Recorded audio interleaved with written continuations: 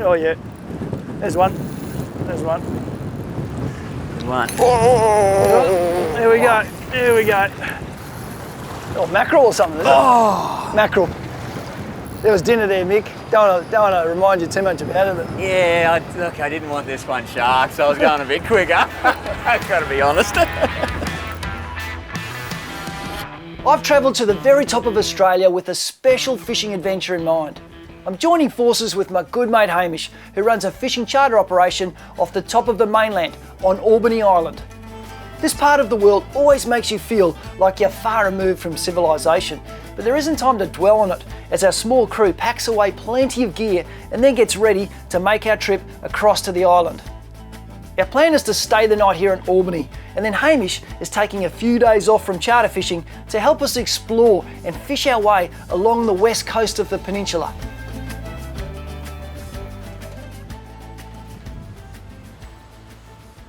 "20,000 years ago, we'd have been sitting on top of a mountain ridge that stretched 400 k's north up to Papua New Guinea, and these ocean waters, which now join up the east and the west coast of the Cape York Peninsula, would have had to go all that way around just to join those two fisheries up. What I want to do in the next few days is follow that current line and go down the west coast, a place that I've never fished, explore what potential it holds, and this time I'm inviting another angler with me. Our plan will be to boat as far south along the west coast as we can get in a few days and live off the ocean, so to speak. The aim is to explore this waterway, as I've never fished this part of our coast and I've always wanted to. While the crew are getting the boats ready, we've got a bit of gear to sort out, and we brought Mick all the way from Western Australia. What he doesn't know, he's actually here to help us sort out gear. You hold on to the pointy of that, mate, and we're going to do some spooling. We've been joined on this trip by Mick, a Western Australian angler that, although he's previously lived here, he's never fished this part of the coast before. Part of the perks of being a BCF club member is that you sometimes get an invite on a trip like this one. Oh, look, I'm a Queensland boy, but we're living over in WA now. Yeah, look, spent a lot of years up here in a former job as an environmental scientist. Did a lot of work up here at the tip and in the Northern Peninsula region, so I sort of know it well. Get to come up here, but not any time recently, so it's great to be back. The reason I wanted to come and fish the west coast, which I haven't been there before, and exploring that and catching some big fish, it should be fun. On a long-range mission like this one, there's plenty of gear to pack, as you've got to be ready for a lot of scenarios. Once we're happy the fishing gear is sorted, it's time to start packing the boat with essentials for a few days at sea. For the island dogs, this is just another day at the office. The crew getting ready for a trip into the wild where you never know what's around the next corner. We're getting ready for all sorts of action, plenty of fuel, and I don't really want to know what that's for, but it's going to get pretty serious if that has to come out to play. What are you expecting, Hamish? Oh, protection, Nigel. What we're going to do now, we've got a bit of a plan together. We've packed the boat full of gear, eskies and fishing tackle, and God knows what. We've got a little tender that we're hanging off the back here just in case we need to run up the river and have a squirt around on the west coast there. But we're packed and ready to roll. We're going to head off from Albany now and head pretty much west for about 50-60 kilometres, and then head south for another 40 or 50 and end up right down in the Gulf of Carpentaria and check out what's going on down there. One of the real reasons that I want to go and fish these waters is that they're incredibly hard to get to. If you were to go by vehicle, the terrain to get to that coastal fringe along parts of the west coast is incredibly hard, so a boat is by far the easiest way to do it, and hopefully this trip includes some insane fishing. This long-range adventure will involve catching our food and also camping wherever we find a suitable spot along the way, and in the most croc-infested part of the world, this could make for interesting times. Just coming around Cape York, the most northern extension of the Australian continent, and it was named back in 1770 after James Cook named it in honour of Prince Edward, who at that time was the Duke of York, and Albany Island, exactly how Hamish's home got its name. There is plenty of ground to cover on this trip, as the peninsula is approximately 400 kilometres wide and over 650 kilometres long.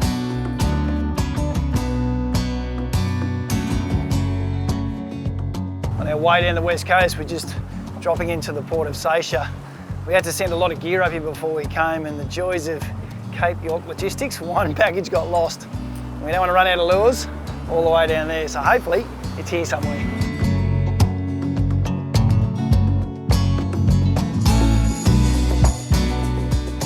We've retrieved our lost box, and with our full complement of lures, it's time to keep pushing south. Our biggest challenge now is rounding this next corner that can get really shallow with a tide that's fast running out.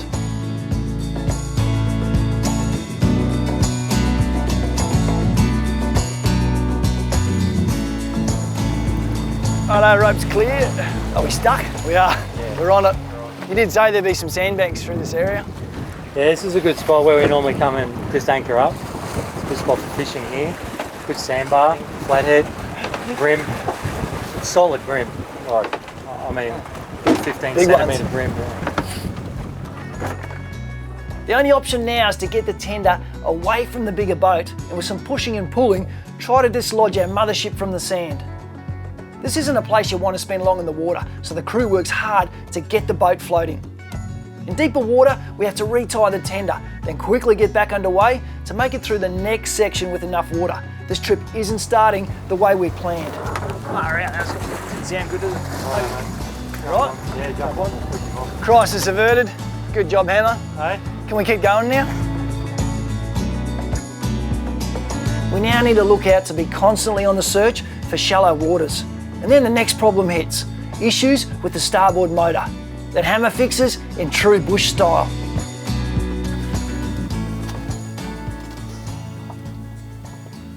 We're in a really remote part of the world, and sometimes when stuff breaks out here, you fix it however you can, and that is what we call an IV line for a steering system. With all systems working, we push onwards and continue down the peninsula another 100 odd kilometres. After finding a suitably deep enough river mouth, we push in and anchor off the tender. The plan is now to head back to sea in the big boat and start finding out what the local ocean fishing here is like.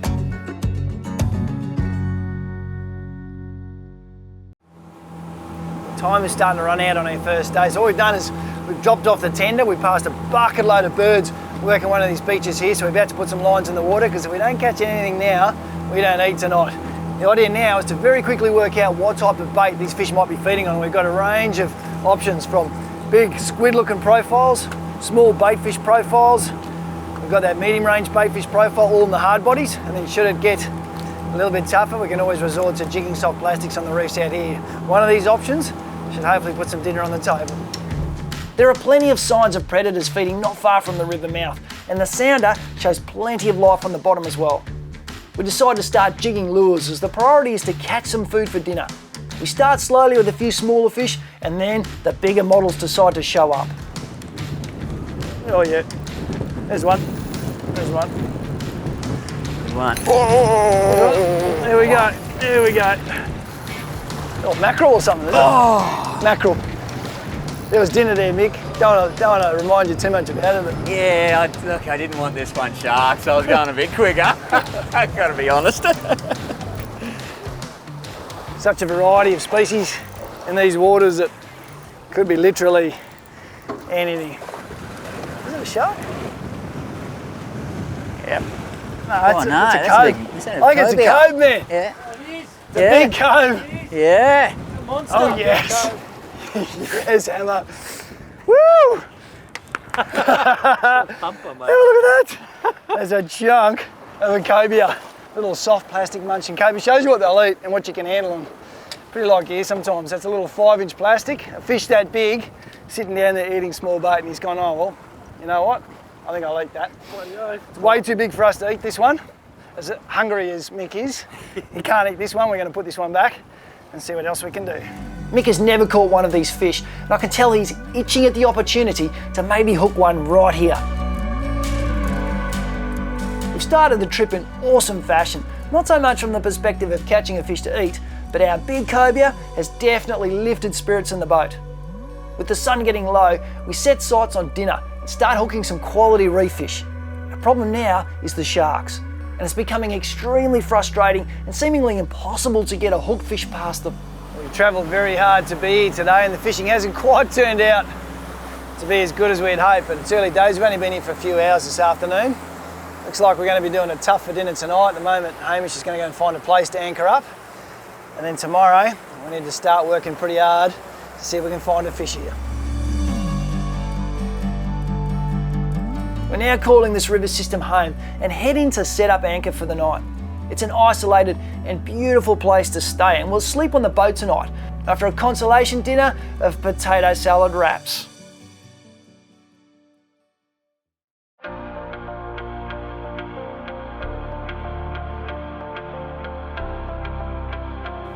Feeling a little rough, we drag ourselves up for the morning coffee. As first light grows, it's time to kickstart the day. And as we busy ourselves, we fail to notice a lurking threat in the way of some massive groper beneath the boat. We start getting tenders away and finishing chores like washing dishes, but our washing has attracted attention, and unfortunately for Mick, he realises just a little too late.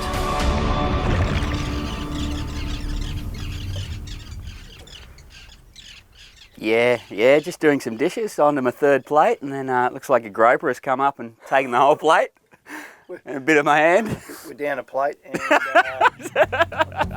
the mouth of a groper is armed with rows of backward pointing teeth, and they've made a mess of Mick's hand. He's a tough customer though, and he isn't going to let it stop him fishing.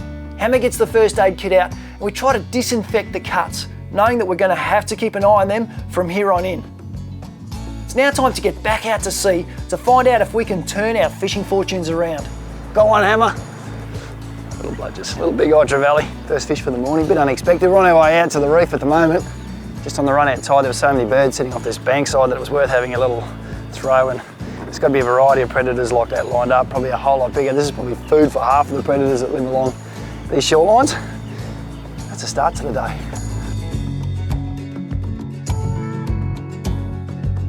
We were plagued by sharks yesterday, and this morning the plan is to find some new reef to jig lures along, where we can hopefully get a few fish back to the boat. Oh, yeah, he ate that. That's better. That's a better one. I'm enjoying the colour of this one. That's a fish we want to see on board. One of the species I came to the west coast of this peninsula to play with, the finger mark. Northern Territory, we call them the golden snapper. Very closely related to species like our mangrove jack. And they're a vicious predator. So good at getting you back to the bottom. But very, very welcome on this boat right now. We're on. Yes. This is more like the fishing we came here for. Yeah, it is. Let's just get it before the sharks do. Yeah, I know. Just, oh, there he goes. There's a shark on him. He's Shark right on him. on him. You're going to have to go. He's just being sharked big time. He might have been done then. You know when you see, oh, it looks like a tuna, you know. Yeah. When you see a tuna jumping, when it's hooked, there's one reason, it's got a shark right up it and you got done. Oh, you're kidding. Look at that. That's why we're trying to work so hard and fast for fish at the moment. We're well and truly just getting hounded by sharks. That was quite a nice long-tailed tuna, northern bluefin. I say was because the sharks found it before we did. Being that we lived off potato salad wraps last night, we're not going to let this go to waste. It's a well-bled fish, and the sharks conveniently left us the shoulders, which is the best bits of sashimi. And as long as Hamish has bought the soy, we won't go hungry tonight. No guarantees on that. What we're going to do now is realise the type of fight we're involved in. We're going to go to the heaviest gear on board and start going really hard on these fish to try and beat our current shark issue. So we were fishing with 30-pound braids and 50-pound leaders. We've now gone up to the 70, 80-pound stuff, and we're going to go a whole lot harder on these fish. Yeah. Oh. You got a remora. Now this is a cool fish that Mick has conveniently caught for us. We're going to let it go very shortly, but this is the remora. Check out this suction pad that it spends its life grabbing hold of big animals like the shark, which is swimming behind us, and cobia and whales, you name it. They latch on and take a free ride and just grab food as they get conveniently escorted around the ocean. Oh man, let's go hard on these things. Oh, it's another cobia. Swing him in. There we have. The cobia, there's obviously a few of these guys cruising around in various shapes and sizes. The black kingfish, and he came with a mate. So there's a really small remora, and Mate, you being an environmental scientist will know about symbiotic relationships. So what we refer to when we talk about symbiotic relationships is animals that are basically helping each other out. They're both getting a good deal, a good old win-win situation. So that fish sucks onto this and cruises around. It's a bit of home structure for it, a bit of protection, gets a bit of feed at the same time, and they both live together in harmony. Another cobia has taken the wrong line. Mick still waits for a chance at one of these bucket list fish. Cobia we just released coughed up a bit of crab on its way home. It just goes to show you, we talk about opportunism, fish being opportunistic feeders. It means they'll grab anything that comes their way. So whether it's a bait fish, a squid, a prawn, or an unsuspecting crab, it's all fair game when it lives in here. Go, go, go, go, go, go, just give it to it. Give it to it, Mick. Give it nothing. I can see it. I can see it. Oh, you right? Eat him up. Nice. Big golden. Oh, he's a big chunk out of him too. Is there? Man, there's a shark right underneath it. Hurry up, Hammer. Look at the boiler left. Woo! Far out. Man, that was as quick as we could go. That's a lock drag on a 6 kilo golden trevally. Look how effective the fins are. It's actually munched half its pectoral off. Oh, we'll be eating a bit of golden tonight as well. The sharks are kind of selecting what's going to be for dinner at the moment.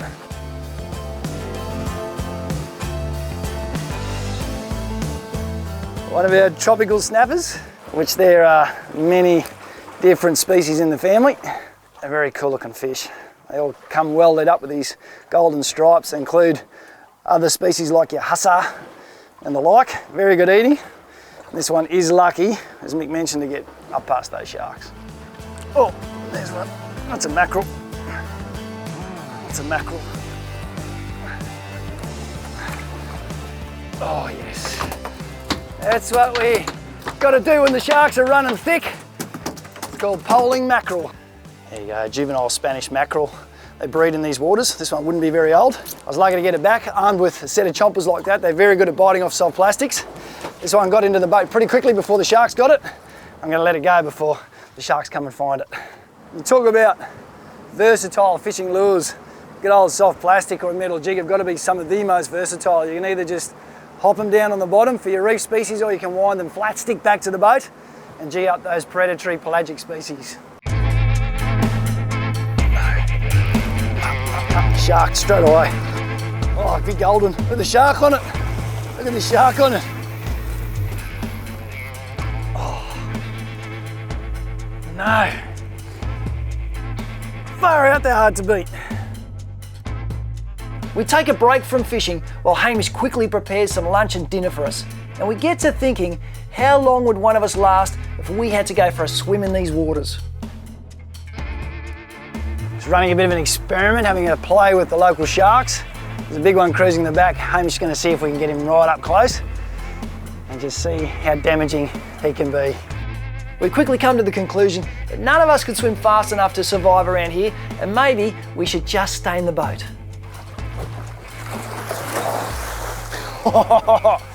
He's a bit bigger than I am, Hamish. Oh, here we go. Go, hold it. There we go. That's a good one. Was it big to start with? It was heavy. Yeah, right. Is it worth coming over from the west, mate, so far? Yeah, mate, it is. It's always worth coming over. Was it worth coming all this way to get bitten by a groper? Yeah, it was. That's a story to tell the boys. So, mate, as an environmental scientist, what do you think is our biggest challenges for our fisheries moving forwards? Oh, it's sustainability. It's that buzzword, right? It's finding that balance between feeding people, having the recreation, and keeping it functioning. And it's a tough challenge. It really is. So every angler out there, what can they do differently? Let's put a few back. Put a few back. For the place. Yeah, look, you know, don't take those undersized. Do the stuff that we know is not right. Yeah. You know, don't cheat the system. We all have a go. Now it's starting to get angry. Go, go, go, go, go, go, go. It's coming up now. It's good. I'm calling GT. Massive. Might have to. We'll have to move a bit quicker, bud. Yeah, we're starting to get a bit low on the string. You getting tired? You've been going for about 35 minutes now. Have I really? Yeah. It's a massive big shark. That's a huge shark. Just when you think you just made it angry. What's that with it? There's another one with it. That's another one. Yep. Oh! Well, at least we knew what it was. It was a very, very big shark. Look at that thing. I know there's some monsters with it. Oh well, at least we got to see what it was. Well done, Mick. Well done, Mick. That was a good effort. Well, we've agitated one local shark. Hopefully that won't come back. I'll leave you for a minute, mate, all right?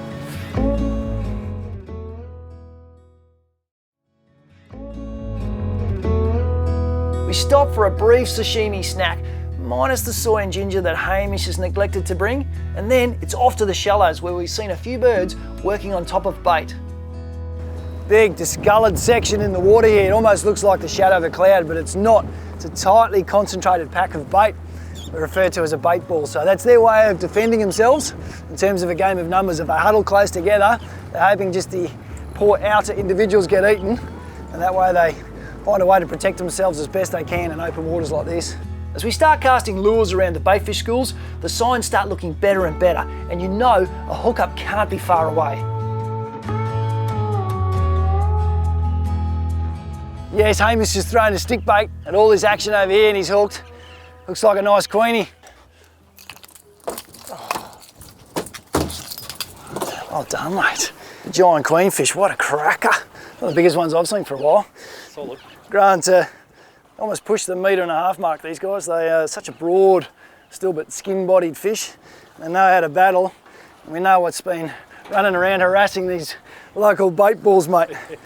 Hamish sneakily just stuck a big stick bait out the back. Oh, that's a go. You just like you sit up the front and you just come out for one cast at a time and you knock something like that over. Make it worthwhile. Yeah. All right, we'll get this one back and we're going to keep playing. Smash! Straight away. Hit the ground. Yes, Mick. That's it. Nice work, big fella. Have a look at that. Yes. Well done, Mick. Oh, have a look at that. Great fish, Mick. He wants to go back. We're not going to keep him out of water long. They don't handle being out for too long, these. What a gorgeous fish. Check out that, the big spots. Big tail, that's where their speed comes from. They can be very acrobatic and get in the air when they fight to get rid of a lure. And that big mouth slightly upturned, like you see about predators up this way, like your Saratoga and your tarpons and stuff, means they can eat off the top as well as they can eating down below the surface. Oh! Yeah, got him. There he goes. Nice. How good's that eyesight? You know what's happened there, Mick? That fish has seen that lure in the air, and it has gone to that lure before it landed. That's how good the eyesight of these fish is. They'll see something in the air, and they'll be there to eat it when it lands. You're targeting big surface feeding predators like these queenfish with your surface lures that we're using. You want to work them relatively quickly. It's all trying to work out when you do use a lure like that, what fish you're going to program into. And different species will sometimes like a slower blooping retrieve that's paused every now and again. These guys tend to like it, moving like it's trying to escape. It really triggers all the buttons for them as them coming along to eat. Hook this fish in its top fin and it shows you sometimes the way that they hunt. I don't think it was a total coincidence that Mick's last one was hooked in the body as well. They sometimes use their body to belt and stun prey and then come back quickly around to knock them off. Hang on. Oh, you're kidding. Ah, lost him on the motor. You're kidding me? Oh, yes. Oh, nice.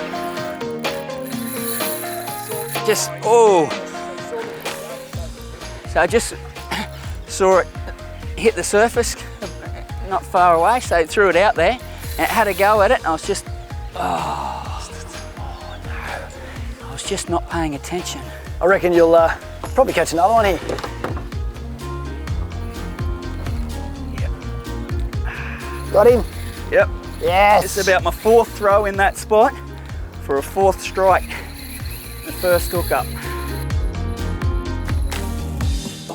How nice is it not getting pestered by sharks? we can work a little bit slower. Don't put the over here. hex on it. No, I think we're pretty right. Oh. Woo. One thing I love about catching different varieties of fish is just looking how their shape and their mouth structure tells you about the way that they live. And you look at the mouth on this, it's all serrated. It's a big mouth, so you can eat pretty much whatever. They don't have the vicious teeth of the mackerels and the sharks. just virtually more holding style teeth, but still very, very effective.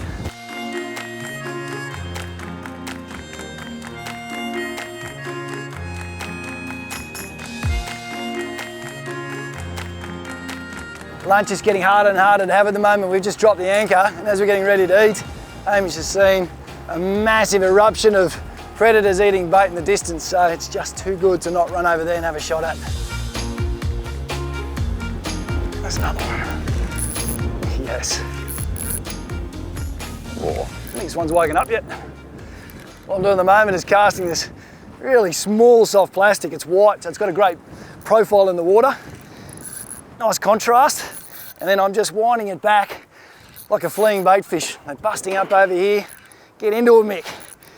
And when you put it in front of them and they're in the mood, they're just so happy to come and eat it. That is just too much fun.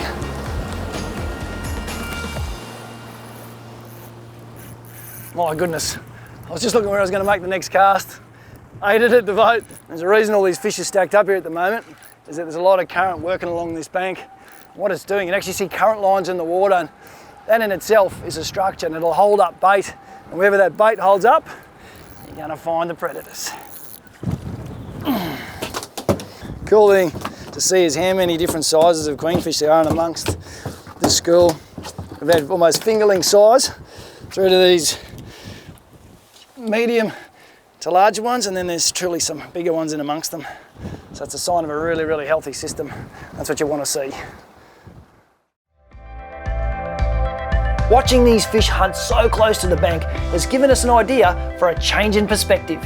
Delayed lunch break even a little bit further because it's just too attractive an option not to walk up this bank. It's a beautiful drop off, current running along it. We've seen the queenfish feeding. So a couple of soft plastics, we're going to have a little bit of an explore and get off the boat for a few minutes.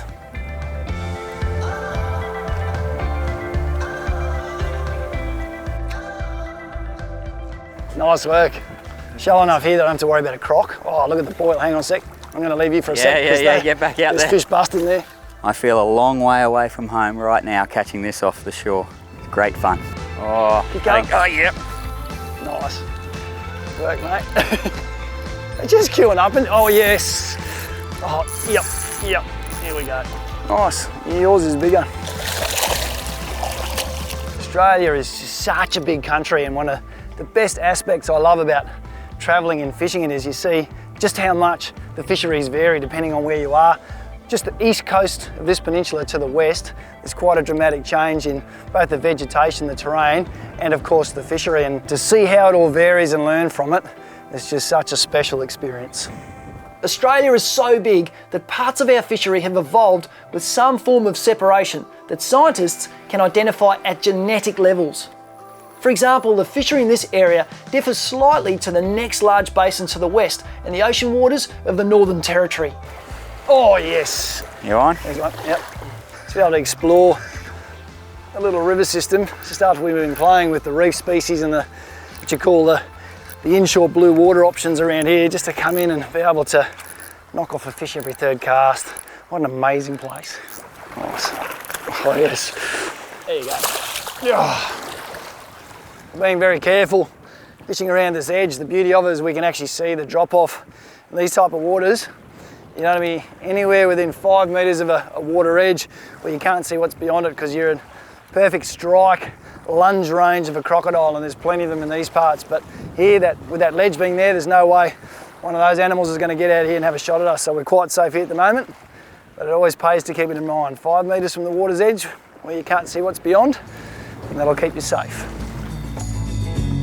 The plan was to get back in the boat, but we're having way too much fun casting small lures from this bank. Might be something else, hopping that on the bottom. Versatility of soft plastics. You can high speed spin them back, or you can just hop them on the bottom. And we have a trevally. We go down to that big snag. Just in there, yeah. See where it gets a bit darker? Yeah. Oh, there. There we go. Have to be a fish on the end of those rocks there, Mick. Very often in these tropics where you find rock bars and current, a bit of reef on the bottom, you're going to find these guys, the finger mark. He's a bit small to take home for dinner, so we'll be letting that one go, and I think our ride has arrived. It's time to head back out to the reef. Finally, we get to have lunch. The freshest fish sandwich you'll find, and with a little love from Hamish. And then it's time to pick up the tender and start thinking about making our way back up the coast. Lunchtime, we made an executive decision to get on the move again and try and find a spot away from the sharks. At the same time, explore this part of the coastline just to see what else we can find. We've thrown the boat on the back. We might start trolling around it fairly soon. The idea now is to look for new fishing spots. We're in all sorts here. You can pull the boat in a bit, that'd be awesome. This fish has come up. We're obviously making a lot of commotion because we've got this big ship and we've got the old tender out the back as well, so there's plenty of commotion, which will bring pelagics into the fray just to see what all the noise is about. And the idea being then that they find a lure, and when they grab them, all we've got to do is work out how to get them back around the tender. Oh, it's woken up again. Oh. Saw the boat, had a run. It's got a shark on it now. You're kidding me. That's not fun.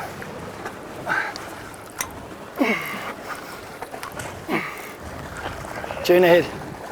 Another head comes aboard. Oh, well, we just need to keep going further, I think. We're about to get very creative in terms of putting a lure out in the trolling spread, which is a little bit different. But around the country, I've heard a lot of reports of people trolling soft plastics with a lot of really good results these days. And so I'm rigging one up to survive the teeth which you'll find in these waters. So I've got a very heavy jig head which will keep this down below the wash behind the boat. It'll swim beautifully once it's straight on the hook. I've just got to rig it up with enough wire and a couple of hook points. Who knows what'll eat that. I love being able to get creative and adapt lures to imitate the type of baitfish presentation you want. The beauty of soft plastics is that it's easy to do without feeling that you're risking a really expensive lure. This pink offering is ready for a test swim, and now we get to patiently wait to see if my creation will work. Experiment with the soft plastic has worked. It took about 5 minutes. It's a good sign. A bit of creativity can go a long way sometimes. Oh, let's come back the other way, Hammer. Got it? Thanks, bro. It's got some weight about it, this thing, whatever it is. Biggest problem is the SL12 on it. Oh, pretty light gauge hook. What is it? There you go, mate. Experiment with the soft plastic hammer. Yeah. And it worked. Mate. 3 ounce jig head, 8-inch pink soft plastic, stinger hook, bit of wire. Off you go. Cobia. Oh, it is. Well done, Hammer. It was worth spending a bit of time working out how to put a stinger into the soft plastic. Trolled beautifully. I was in there for 5 minutes. Smashed. I might rig another one up. Check out that. It's the end of a pretty cool experiment, trolling soft plastics, as we make our way on to look for new fishing grounds. It's a beautiful way to explore, and you never know what little surprises are going to show up. Mick has now missed out on another cobia, and we're running out of time to catch him one of these very cool fish. Pretty easy trolling plastics. They sit in there, their tail wiggles beautifully. You control it. We're at 8 knots at the moment. Braided outfits, bit of wire at the head of them. I'll let them do all the work. The success of our trolled soft plastic has inspired us to put another one out to see what else might want to try and eat our would-be baitfish. Fish on, fish on! Oh, go, go, go, go, go, go, go. Oh, yeah. Is that a mackerel? Yeah, I think so. Was it a cove? It's come straight to, might be a cove, come straight to the boat. Oh, it's beating its head like a mackerel, eh? Yeah. Mackerel. I think it's a mackerel. Mackerel. Oh, nice Yes. mackerel. Yes. Yeah, it's one of the fish we came here for. Stonker. Big Spaniard. Oh, the plastic. Plastic's on fire. Trolling soft plastics, who'd have thought? Yes. Woo! Well, have a look at that. It's one of the fish I so wanted to come here and play with on the west coast. And this time of year, they get into spawn mode around these moons, and you can get bucket loads of them. And that one just loved the plastic. Awesome. I'm so wrapped the plastic, a little time spent rigging and thinking it through. It's worth it. Smashing it, mate. Yes. And that's the reason Around these parts I wanted to rig up that soft plastic with so much wire on it. Have a look at the teeth. And the savage nature of those teeth is that they all mesh together. So that once something's in there, it basically just cuts it so quickly and easily, and the power in their jaws does that work very efficiently. That's why fishing lines often come undone really quickly, and these fish have got the power to propel themselves up at baitfish on top, almost 8 to 10 metres into the air. And the aim is to go straight through baitfish, chop in half, and they come back down, and they come back and have their feed. They're just a fantastic predator. After a quick photo shoot, we quickly bleed and prepare this fish. They're easy to debone and produce 2 thick, succulent fillets that we'll enjoy for dinner tonight. There's a lot to be said about a tough soft plastic that's handled 2 powerful predatory fish, one with a decent set of choppers, and it survived intact. And the reason we use wire, in this case it's coated wire, is you can look what that Spanish mackerel in its teeth has done to proceedings. It's really got stuck in there. The only thing that saved us is that inner wire lining. They're just such cool animals with those teeth. So far, pretty impressed with the old soft plastic. It's going nuts.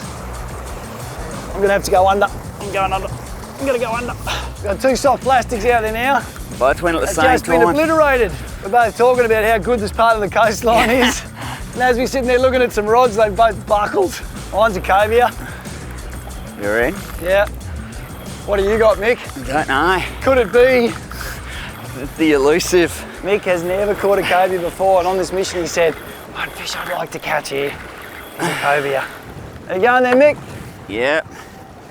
Be there in 1 sec. They save a lot of their fight till the boat, come in quite easily, and then they suddenly go, well, I don't like to look at that. All those people, I'm suddenly going to get angry and take off again. They're an awesome fish, that big paddle tail, big broad shoulders, very much a serrated teeth pattern. Live on squid and baitfish and crabs. So they're good opportunists, made with a burst of speed, a lot like a shark when they need to. Yes, yes, Mick. You legend. Bucket lister. And here we go. Woo! Yes. Yes. It's all aboard. All right, we found some cobia on this trip. And we've done the bucket lister. Yes, yes. See someone else catch it first, I reckon. Doesn't beat it. It's better than catching your first one sometimes. Absolutely. There we go. A pigeon pair of cobia. Well and truly worth the trip, mate, from the west to tangle with one of these. And they are just the coolest critter. Very much. You often find them travelling underneath superficial structure in the way of whales and big manta rays and stuff like that. And if you're ever going on the hunt for these, anywhere where you can find something that gives them some shade out there, there'll very often be these guys cruising along with them. To release both of these fish, we just, because it's a first time fish for Mick, we're going to get a quick photo. What we're going to do though is keep plenty of oxygenated water pumping through the lungs of these fish, just to keep them both happy, make sure they release very healthily. Yes. You can go home now. We can go home happy. Speaking of going home, the sun is starting to get lower in the sky. It's almost time where we say farewell to our West Coast exploration. It's been fun, mate. Thank you for flying wonderful. all the way from Western Australia to come and do this with us. We're both first-time anglers exploring this part of the coastline, and it hasn't disappointed, from man-eating fish to shark frenzies, a bunch of reef fish and a bunch of pelagics. It's hard to beat a trip like that. Yeah, it is. You can come with us again anytime, Thank you mate. very much. This leg of the trip has produced everything it promised and more. All that's left to do now is find an anchorage to bunker down for the night, carry out more running repairs on Mick's hand, and enjoy the freshest fish dinner you'll find. A big part of the reason I wanted to travel here has been satisfied. But there's still one patch of water along this coastline that I so want to find while we're here. But that is a whole new adventure.